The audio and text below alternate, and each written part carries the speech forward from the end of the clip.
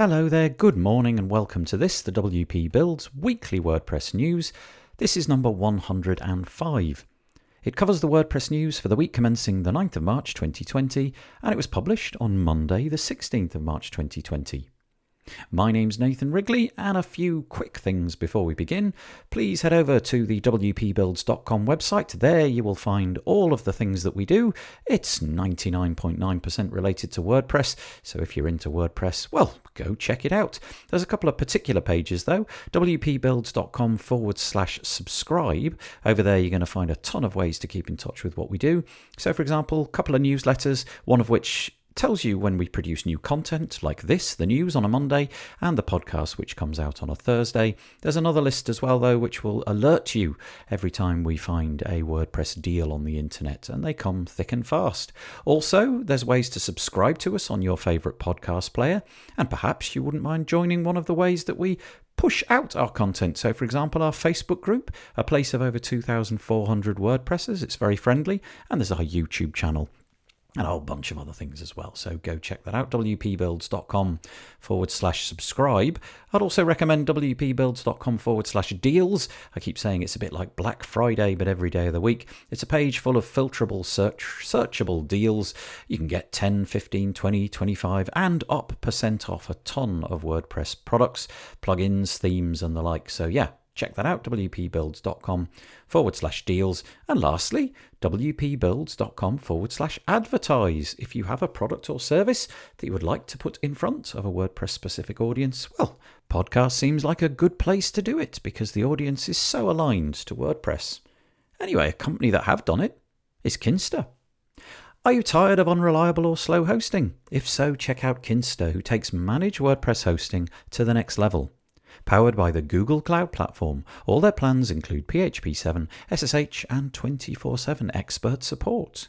And you can migrate today for free at kinsta.com. And we do thank them for helping us to put on the WP Builds Weekly WordPress News.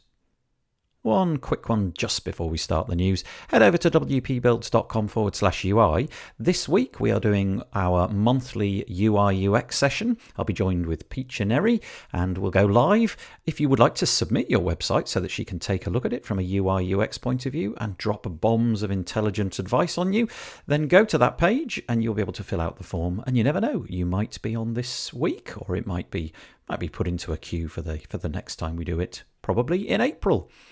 Okay, let's get on with the news. We always block our WordPress news into different sections, and the first section is always WordPress Core. Couple of items for you this time around. The first one is over at WordPress.org, and it's to say that WordPress 5.4 release candidate 2 has dropped. We're hoping for a release of WordPress 5.4 on the 31st of March, and so we have a second release candidate, meaning hopefully that very, very little is going to change. There have been 5 fixes since release candidate 1. The block editor, update WordPress packages, WordPress 5.4 to release candidate 2. Bundled themes, the 2020 content font CSS selector is too important. There's been a fix to the REST API, something to do with the block editor, and another bundle themes. Basically, all very minor stuff that you won't need to worry about. However, if you want to beta test it, you can go to that page and get yourself signed up. The next one is about WordPress 5.4 and the fact that in the new editor, the default will be full screen mode, which is a little bit of a surprise.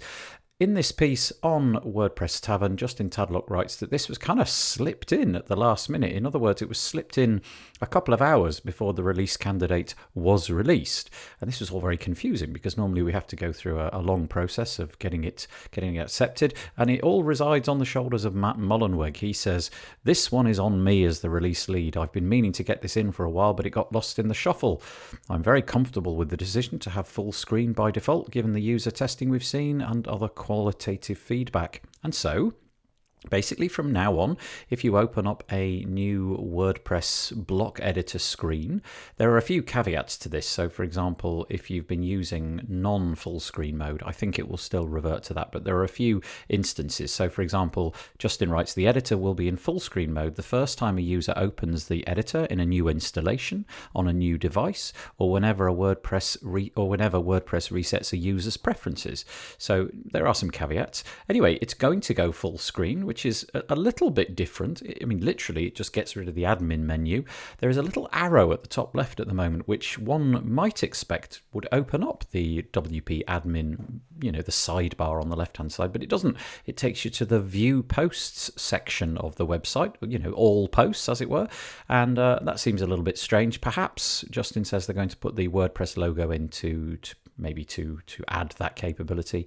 Anyway, I don't really have a problem with it. It's a little bit strange that it was snuck in at the 11th hour when everybody was expecting nothing to be changed because everything ought to be locked down. But other than that, a bit of a minor thing. Quite nice, actually. The next section is entitled Community, and as you very well might expect, the community news this week largely revolves around the topic of COVID-19. The first piece comes from 2020.europe.wordcamp.org, and this is to say, sadly, that WordCamp Europe has been postponed.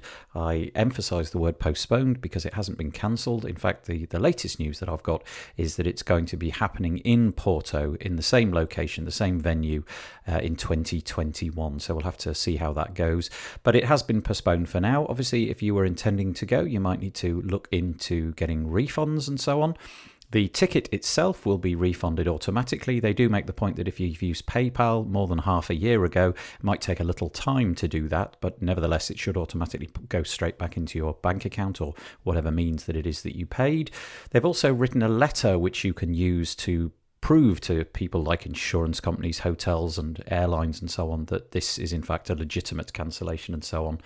And sad news. I wish that it were happening, but obviously in the current climate, we've got to do what's wise for everybody. Very much related to that is a project that I was involved in. It's over on wpandup.org.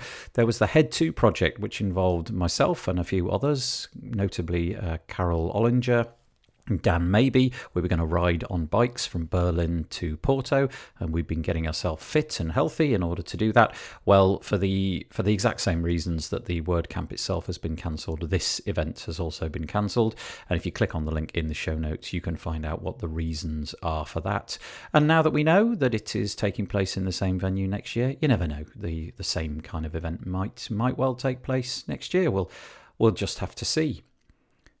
Again, related to that is obviously if you're a big sponsor to these events, then it might be something that you feel a little bit disappointed. You've geared yourself up for sponsoring at a WordCamp and you've got all of your bits and pieces ready and your messaging and all of your documents created, but you've now really got no outlet for that, but yet you still would like to have your message put out. And Joe Casabona actually has quite an interesting piece this week called Using Podcast Sponsorship to Replace Event Sponsorships. And so he's essentially saying that why not replace the money that you had aligned for sponsorship at real world events?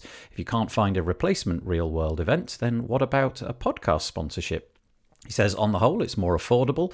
You may well get a larger reach for it. The audio adverts, especially, they do last forever. And I know that's the case in our podcast. We don't have some sort of clever technology to whip the adverts out of the audio. And, a whole bunch of other reasons for things like that. So, yeah, I would definitely encourage people to go out and sponsor podcasts. And as I said at the top of the show, the WP Builds podcast is open for sponsorship should you need to do it. Okay, back on WP Tavern. Obviously, with the events being cancelled around the world due to COVID-19, there is a whole load of other stuff that's getting closed down. So businesses, schools, all sorts of things. And Justin Tadlock on WordPress Tavern has a piece entitled Advice for Newcomers to Remote Work. And in it, he goes through some of the things that he's learnt over the last, I think he said it was about 15 years that he's been working remotely. It might have been 12. Anyway, it's over a decade. And the things which he enjoys about working from home are the things that we all enjoy working from home. You know, you get your own schedule and you don't have to arrive at a particular time and so on.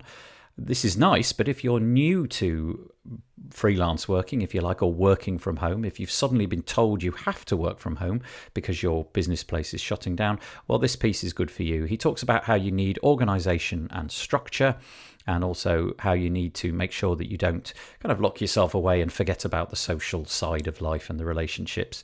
And yeah, it's a really nice piece. I would concur with most of it, but keeping the structure going, if you've had a lot of structure in your life, is going to be important over the weeks and days and weeks to come. Matt Mullenweg also contributes to this topic. He's got the coronavirus and remote work experiment no one asked for. And in it, he lays out how Automatic have been doing this for a long time. And so they're in a great position to offer some really solid advice. He's also been doing the distributed podcast for a little while, in which he talks about how his company has been using distributed work, and so this has made him a bit of a focus for businesses who've suddenly had to go all remote. And he's saying things like, sign up for a decent tool, use something like Zoom conferencing, get yourself some good headphones, get some noise cancellation software, get into something like Slack or Basecamp to keep your business, the participants in your business, your employees and managers and so on, in the loop. Do regular meetups. It doesn't have to be in person, but go for conference calls and basically get yourself a routine outside of the physical environment that you've been used to. So yeah, a whole ton of stuff there all about COVID-19, and obviously some of it disappointing, but a lot of it very helpful and giving you some advice for what you can do going forwards. The last one in the community section this week is over on academy.hubspot.com, entitled WordPress Training Course, How to Build a WordPress Website Using Elementor. It's a completely free course. It's very short, actually. It's divided up into 3 sections: getting started with WordPress, setting up your WordPress website, and how to build a website with WordPress and Elementor. The whole thing is just over an hour, and they say that after doing this, in this tutorial, you will learn everything you need to know about how to get started building a WordPress website for your business, from setting up your domain all the way to making your website both functional and beautiful. So if you're brand new to WordPress and you've got yourself into Elementor and you're looking for some free tutorials that's quick and easy to follow, well, go and have a look at this. The next section is all about plugins, themes and blocks, and I felt we needed cheering up after the last section, and so Justin Tadlock writes on WordPress Tavern, this is so good, you've got to go and look, the wacky world of Sorta brilliant, Sorta fun block plugins, and this is all about a chap whose name is Hamzy. His name is Nick Hamzy, and he apparently has a bit of a history of making quirky plugins. The article goes on to say that essentially he doesn't really like the way WordPress is going. He finds it all to be a little bit boring. Most themes are all of a similar fashion, and everybody's talking about the business case for WordPress all the time, and he just basically wants to inject some fun back in. And so he's got this suite of WordPress plugins that all do minimal things. So, for example, he's got this peculiar pointers block, which allows you to replace the pointer, the cursor on the screen. And Justin has clearly used it on this article, and rather than having the hand icon or the little arrow, which we're so familiar with, there's a little cartoon mushroom which is being used. He's obviously used some kind of block to create the gradient and typing text at the top as well. But there's a whole bunch of other ones. He has a thing called Block Garden, and a website called Sorta Brilliant, where he goes through this. It's a whole bunch of things to make your images look really strange, like really, really strange, kind of blurred and janky and a bit negative. It's very, I can't really explain it. You have to go onto the website and look. And then he's also got plugins from which you can create memes. You can write onto images called Meme Me. It's just brilliant. So I would say if you're feeling a little bit morose or down in the dumps, then go and check out this piece, because it's sure to cheer you up. It's very frivolous. You, in all likelihood, won't ever use the stuff that's created, but if you're feeling a bit adventurous and just want to create a post with a bit of wackiness, then this is worth checking out. One of the block creation tools that we've never really spoken about too much is one called Stackable, and they have reached version 2.3 of their Stackable suite, and on their website we have an article entitled Introducing the Design Library and New Block Designs. I think this is really worth a look, actually. They have a button inside the block editor. I have to confess, I think the button is a bit over the top with their logo on it and all, but nevertheless, you click that button and up comes a great big pop-up. And you can see they've got 139 block designs, many of which look very, very compelling, for just about every single thing. No doubt Hamzy from the last article would be sighing, but, nevertheless, here they are. And you can click on them and install them. I'm sure you've seen this kind of functionality in things like the Astra theme and so on. You can filter them, you can sort by color and so on, and then you just add them onto your page. Once you've done that, you can then swap them out, and you can alter the configuration navigation options in the right-hand side of the block editor and so on. They've also added a sort of refresh button, and they're going to be adding blocks on a sort of very, very common basis, and they're going to update that library every day. But if you're halfway through a day, you can click this refresh button, and if any have come out, then they will appear in that pop-up. There's also a no padding option if you want to remove the padding, and quite a few bug fixes as well. But I would say if you want to see something, really quite nice to look at, and a ton of designs all gathered up into one place, this looks pretty good. So go to the link in the show notes. Couple of pieces surrounding the WooCommerce 4.0 release. I've got a piece entitled "A Look at the WooCommerce Admin Now in Core." This is over on bobwp.com, and it is to say that the admin interface, which was previously a separate plugin which was called WooCommerce Admin, I believe, it is now rolled into Core. So you get all of these reports and you get this lovely display. You can choose how charts are displayed. You can categorize the information and show the data that's important to you, set specific date ranges and so on. Well, that's all now in Core. There's some large screenshots on Bob's webpage, and he also mentions that you can customize this for your own needs, so that you can toggle the reports and put things on or off, make them visible or invisible. So total sales, average sale order, items sold, returns, tax, and so on. You can just toggle them on and off, which is nice, and a whole bunch of other things which he alludes to. Another article covering the same topic but from a different perspective is Justin Tadlock's WordPress Tavern post called WooCommerce 4.0 Lands with New Admin Interface and Updated Onboarding Experience. He makes slightly more technical points, and he's basically saying, because this is a major release, don't just go updating it, get a backup first, and preferably test this on a staging environment. There are things which are different. So for example, there are changes to the Action Scheduler library. This is a background job which runs bundled in WordPress, and in the past it was a custom post type. It stored its data in a custom post type, and now it's been switched over to a custom database table, which should make it faster, but it also might cause some breaking changes. He goes on about the things that he likes, the updated onboarding process, and so on and so forth. But yeah, big news for WooCommerce users.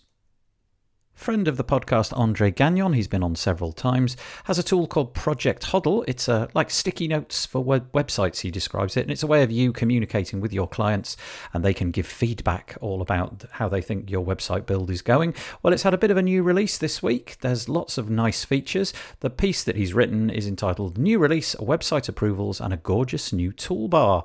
So they've got a nice new toolbar. It's got the option to add your logo to it, which is great for branding purposes. It's kind of maximizable and minimizable. You can make it really small or really large.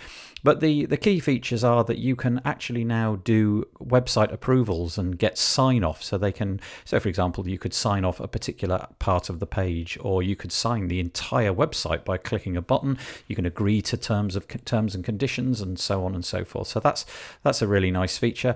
And he's also got this thing called Activity Feed, which he says is your very own time machine. In the sidebar of every website project is an activity feed tracking every action from the moment you started the project. If you're looking for something someone did, but you can't remember when they did it, just scroll. It's great.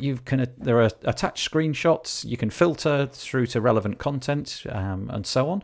And this is great. And speaking of filters, he mentions the fact that he's got a whole bunch of new filters in there as well. And they've also added an undo button.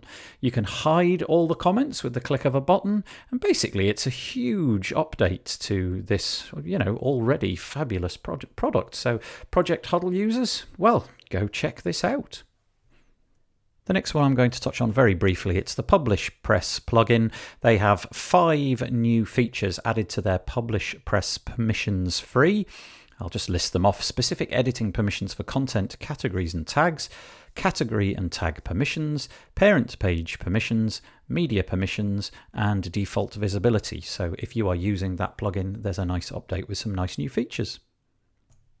The next section is entitled Deals from this week. The first 2 are in response to COVID-19. A couple of companies, and I'm talking about Loom and TechSmith, are offering significantly different products during this period where people are probably going to have to do a lot more remote working. And so some of the tools in the technology space are going to be helpful to that. Well, Loom is a screencasting tool, and they've basically cut the price of their plans and added features to their plans. So there might be a higher number of videos limit unit on the plan which has the cheapest pricing, and so on and so forth. So basically they're just giving a load more away in this period.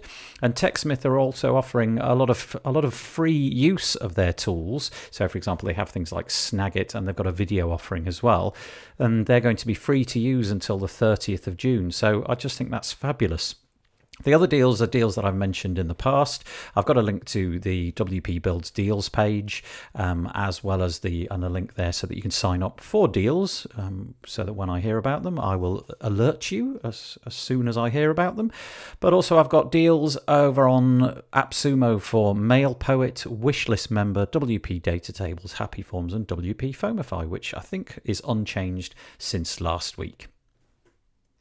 The next section is the security section. We do a very light touch on this, and so I've got 6 things for you today, 4 of which are from WordFence. I'll do those first. So I'm just going to list off the names of the plugins, and if there's anything particularly jumps out at me, I will mention that, but I keep a light touch. 100,000 sites are using a pop-up builder plugin. Its name is Pop-up Builder, and there was a vulnerability discovered this week. Again, WordFence can explain more about that. There's another article on WordFence entitled Active Attack on 0 Day in Custom Searchable Data Entry System plugin. That's a bit of a mouthful. So Custom Searchable Data Entry System. 0 Day vulnerability in Theme Rex add-ons. This has now been patched. Apparently 44,000 sites were affected on this one. But if you recognize the name Theme Rex add-ons, you might want to go and check that out.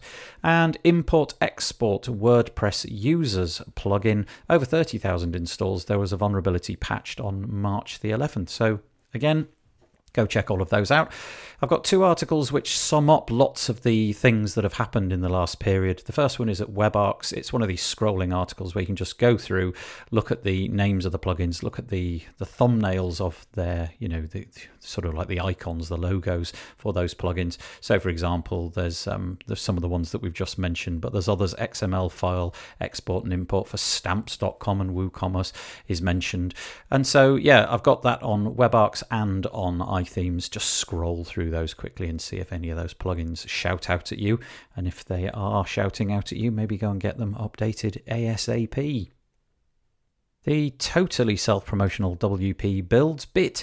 It is to say that David and I had our first debate this week. It's episode 170. It was called Page Builders versus the Block Editor.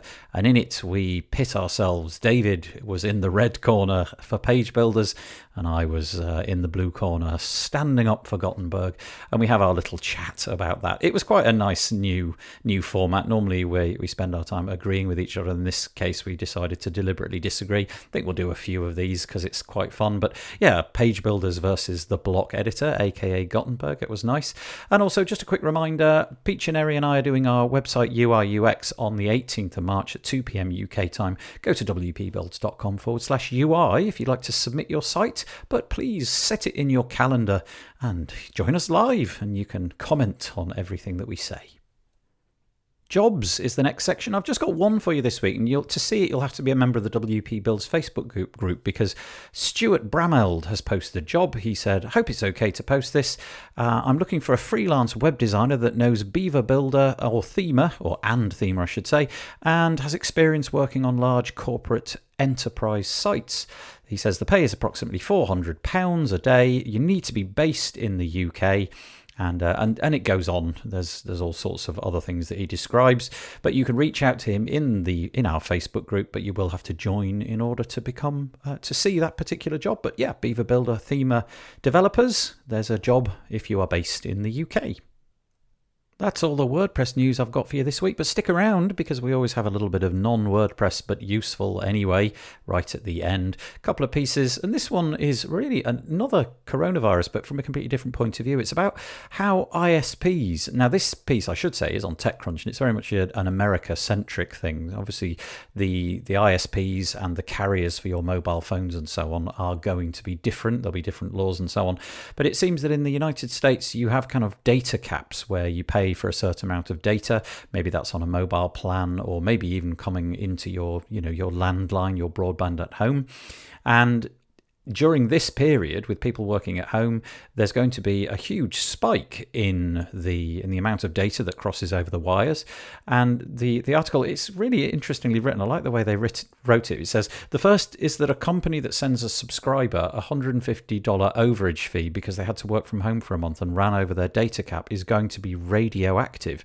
The optics on it are so bad that my guess is that most companies are quietly setting forgiveness policies in place to prevent it from happening. So, of course, companies don't want to be seen in a bad light. It is a bit unnecessary in this day and age with the internet and the infrastructure that we've got to add data caps. But obviously, it makes these companies money. But maybe this is the time that is going to change, with everybody working from home and expectations going through the roof, and these companies being able to supply it at no extra cost, if in fact that's how it turns out. Maybe this is how it's going to be from now on. Maybe the coronavirus will bring a new way of pricing your internet in the future.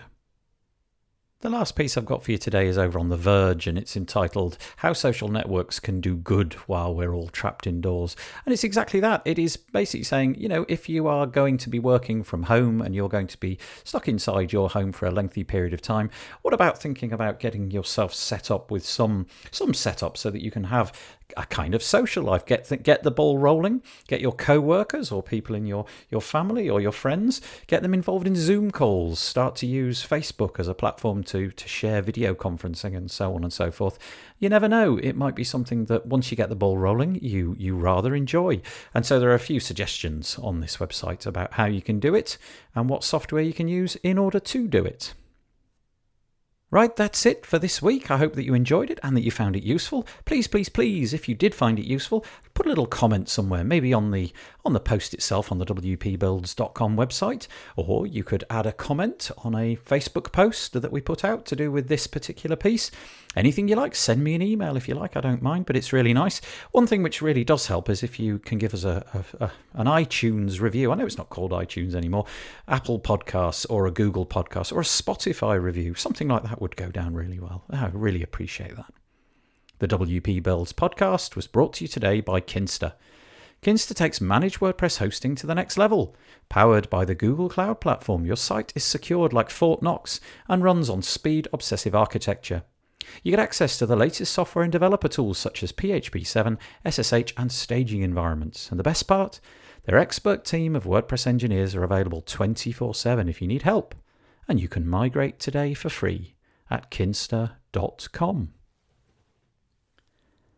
Okay, please join us at some point in the week, Thursday for the podcast, next Monday for the next edition of the WordPress Weekly News. And although I don't think I've mentioned it, we do go live at 2 p.m. UK time every Monday so that we can go through in a live way the news that we've just talked about. I'm going to be joined by this week, hopefully, by Paul Lacey, Bernard Greneau and Anshan LaRue. So join us 2 p.m. UK time. That'll be on the day this podcast goes out. But that's all I've got for you this week. Bye-bye for now.